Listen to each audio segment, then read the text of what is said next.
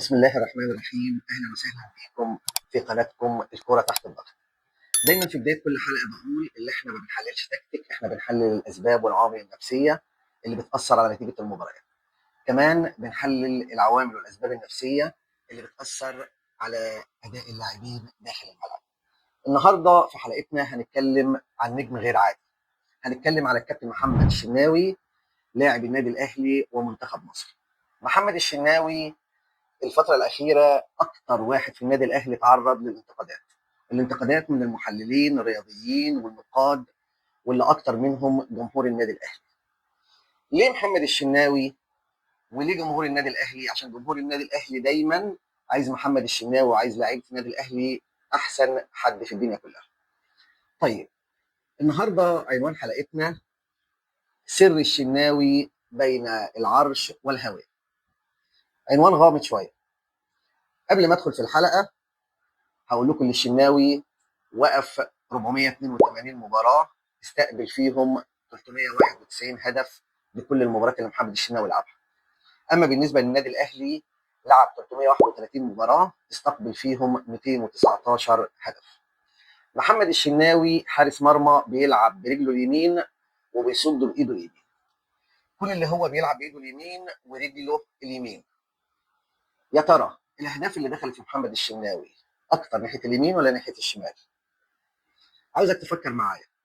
لو انا قلت لك ان محمد الشناوي جه فيه 65% من الاهداف ناحيه اليمين، هتستغرب، لانك متوقع ان نقاط قوه محمد الشناوي هي اليمين مش الشمال. لا، الكلام ده مش مظبوط. تعال نتكلم الاول على العوامل الفسيولوجيه والحركيه والعمليات المعرفيه لاي حارس مرمى. اي حارس مرمى بيلعب برجله اليمين وبايده اليمين بتكون العين الشمال عنده هي المسيطره، وبتتوقع الكرة أكتر وبتشوف الكرة أسرع من العين اليمين.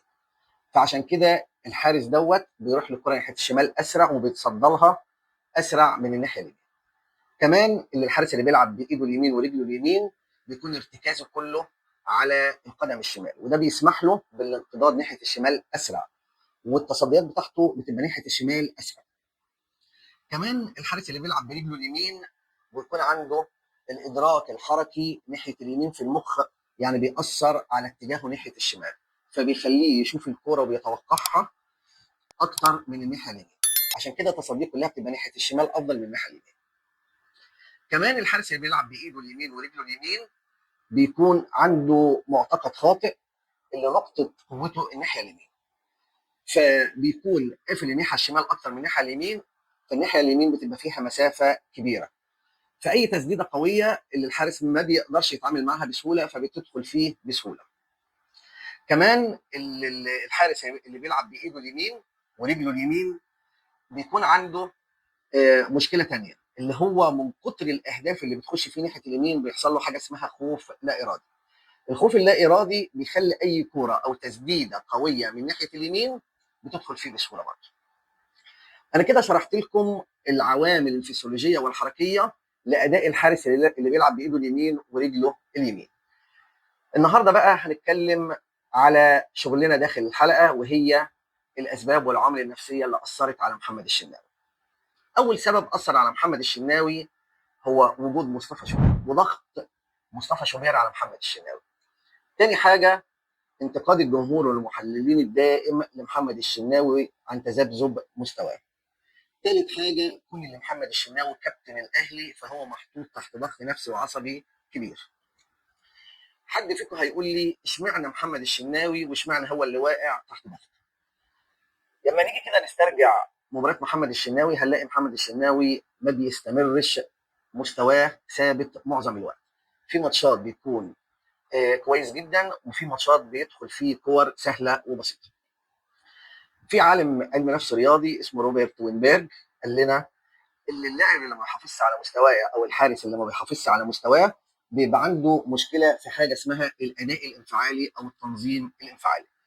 الاداء الانفعالي او التنظيم الانفعالي ده بيخلي اداؤه متغير من ماتش لماتش ومستواه مش ثابت على طول. طيب اداؤه ومستواه مش ثابت ليه؟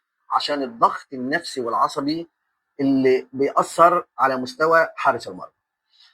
لما نيجي نحلل شخصيه محمد الشناوي هنلاقي محمد الشناوي شخصيه حساسه، بيحب الجمهور، ودايما عاوز الجمهور يبقى مبسوط وفرحان، وده بيعمل عليه ضغط نفسي.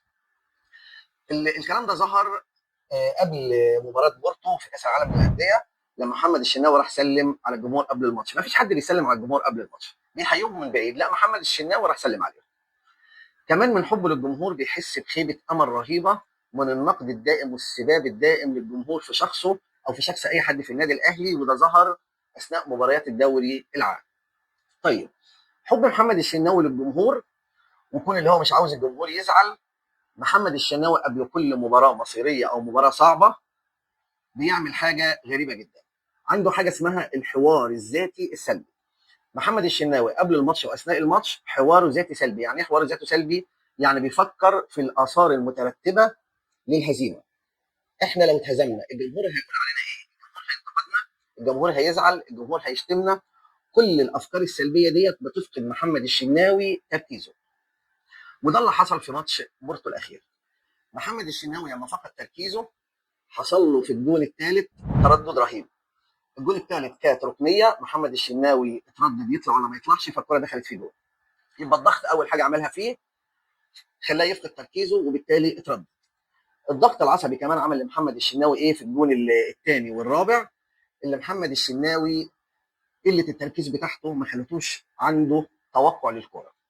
اللاعب بتاع بورتو البرتغالي جاي من على يمين الاهلي، داخل على اول ال 18 من ناحيه اليمين، الطبيعي اللي هو هيعملها ار2 على شمال الشناوي. طب الشناوي ما توقعش عشان هو مش مركز، ما توقعش عشان هو مضغوط، ما توقعش عشان هو ما بيفكرش في ماتش الاهلي وبورتو، ده كان بيفكر في ماتش بالميراس وانتر ميامي.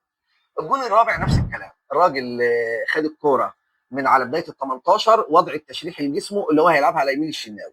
الشناوي راح للكوره متاخر جدا جدا جدا. طب ليه راح متاخر؟ عشان ما توقعش اللاعب هيلعبها كده. طب ليه ما توقعهاش؟ عشان هو ما كانش مركز. لما كان طيب ما كانش مركز ليه؟ عشان كان هو مضغوط.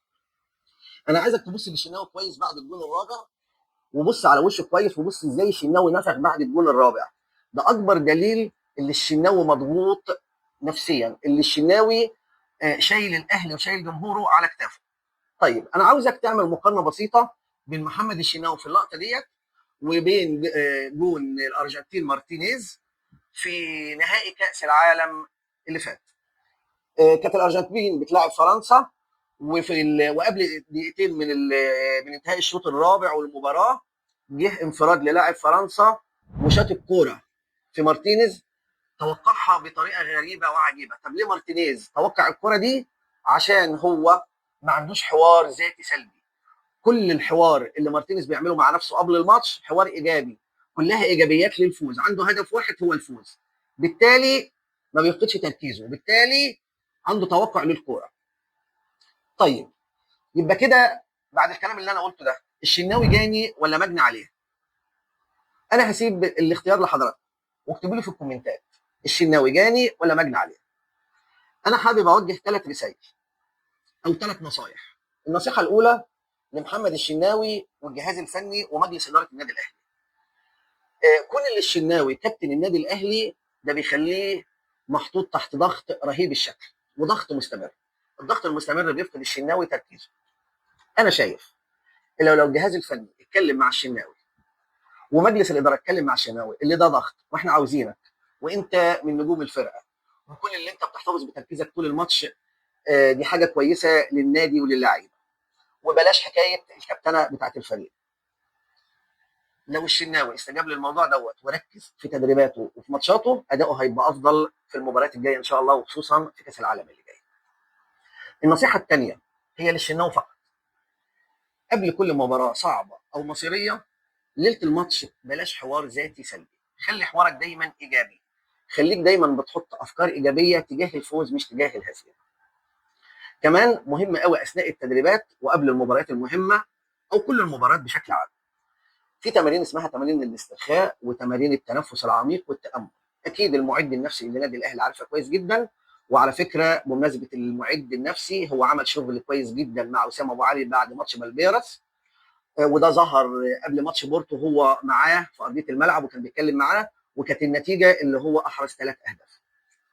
فيا ريت المعد النفسي للنادي الاهلي يشتغل مع محمد الشناوي على موضوع الحديث او الحوار الذاتي السلبي، وعلى تمارين الاسترخاء والتنفس عشان يقلل الضغط النفسي اللي على الشناوي. اخر نصيحه انا بقدمها لجمهور النادي الاهلي: انتقادكم لمحمد الشناوي ده هيخليكم تفقدوا محمد الشناوي. انتقادكم لمحمد الشناوي هتخسروه. المفروض انتوا تدعموا محمد الشناوي. لو محمد الشناوي قعد دكه او ساب النادي الاهلي مش هيفضل غير مصطفى شوبير. بابتعاد محمد الشناوي مستوى مصطفى شوبير هيبقى كويس 5 6 ماتشات بالكتير، مش هيلاقي فيه منافسه، مستواه هيتراجع. ادعموا محمد الشناوي ومصطفى شوبير عشان دول حراس النادي الاهلي ومنتخب مصر. لو عجبتك الحلقه لايك وشير وسبسكرايب عشان يوصلكم كل جديد. دمتم في رعايه الله وامنه.